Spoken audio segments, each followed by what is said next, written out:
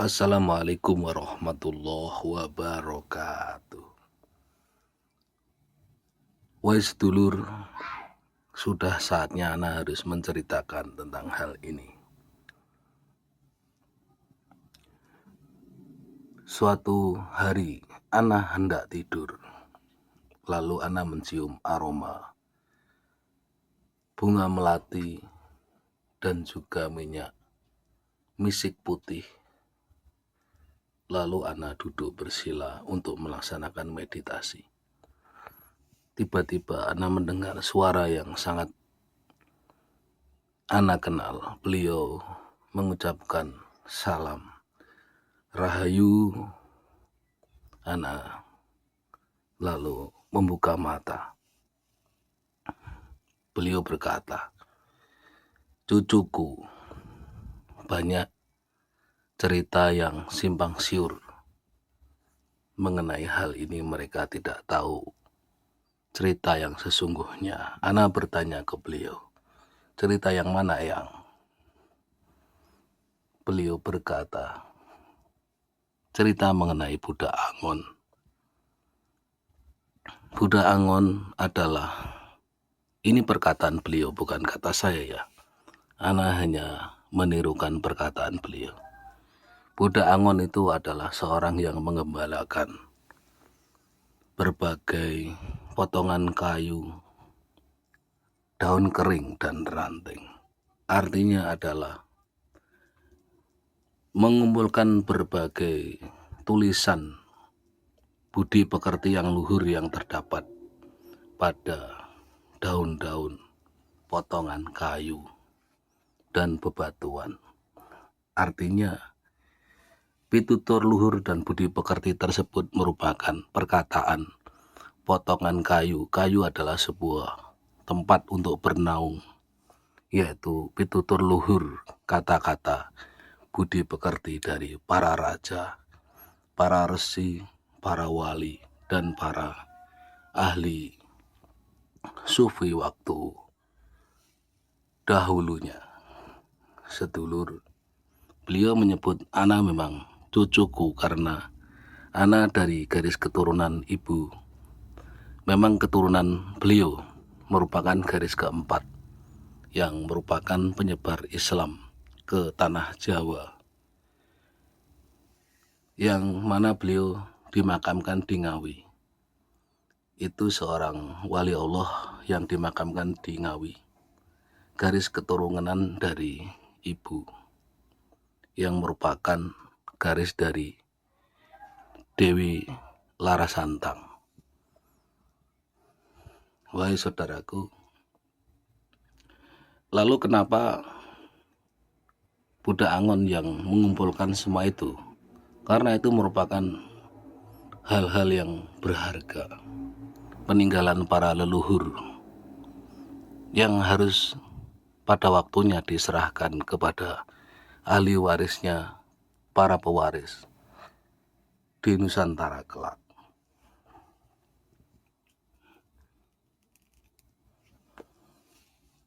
Itulah beliau menceritakan tentang Buddha Angon, potongan kayu, ranting, dan dedaunan yang disampaikan ke Ana. Antum mempercayainya silahkan, tidak juga silahkan. Jika antum mempertanyakan tentang Satrio Piningit, hingga kini tidak muncul-muncul, sebenarnya dari dahulu dia sudah muncul. Karena tugas dia hanya memberikan sesuatu penyampaian dari alam kegoiban, penyambung lidah dari para leluhur. Yang harus disampaikannya, amanah-amanah itu sudah disampaikannya lewat publik, lewat media, terkadang lewat mimbar. Hanya antum tidak peka bahwa dialah yang antum tunggu-tunggu.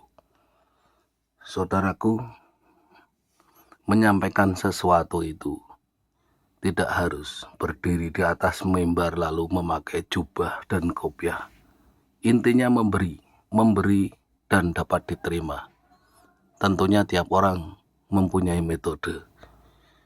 Falam yarzim minhu manfaatin, memberikan sesuatu tanpa berharap sesuatu.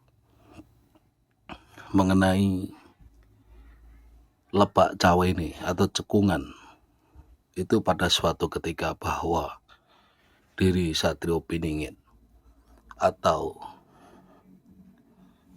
Al-Mahdi, menurut orang Islam menyebutnya Al-Mahdi, orang Jawa menyebutnya Satrio Piningit, orang Hindu menyebutnya Kalki Alvatar, titisan Batara Wisnu, orang Buddha menyebutnya Buddha Metea, orang Kristen menyebutnya Mesias, orang dari bangsa Barat menyebutnya Sang Duan. Sebenarnya orangnya itu sama. Dia merupakan penyambung lidah dari para leluhur kegoiban. Kenapa dirimu hingga kini tidak mengetahuinya? Karena sebuah keakuan dan sebuah kekotoran hati yang tidak memandang, yang tidak bisa mengetahui sebuah basiroh yang begitu terang. Satrio Piningit atau Sang Duan atau Mesias atau Kalki Alvatar, Sang Neo atau Al-Mahdi itu sebenarnya di mana dia berada selalu diiringi, dikawal, dan diikuti oleh berbagai kegoiban berpuluh-puluh ribu di kanan dan kirinya, karena dia merupakan dianggap oleh kegoiban merupakan titisan Nabi Sulaiman. Jika antum tidak mengetahuinya, itu merupakan kekurangan antum, karena antum selalu menunggu dan menunggu, padahal sejak dahulu dia sudah muncul dan selalu berdharma yang suci di dalam diam. Sedangkan diri antum masih memandang sebuah kemuliaan adalah orang-orang yang selalu berteriak-teriak di sebuah tempat ibadah dengan menggunakan toa atau speaker. Padahal seorang wali, seorang kekasih Tuhan itu selalu menyembunyikan kewaliannya, menyembunyikan kebaikannya. Hanya hati yang hidup yang bisa memandang terangnya nur ilahiyah, pancaran cahaya basiroh tersebut. Yang ana sebutkan memanggil nama cucuku tiada lain, tiada bukan adalah Eyang Prabu Siliwangi.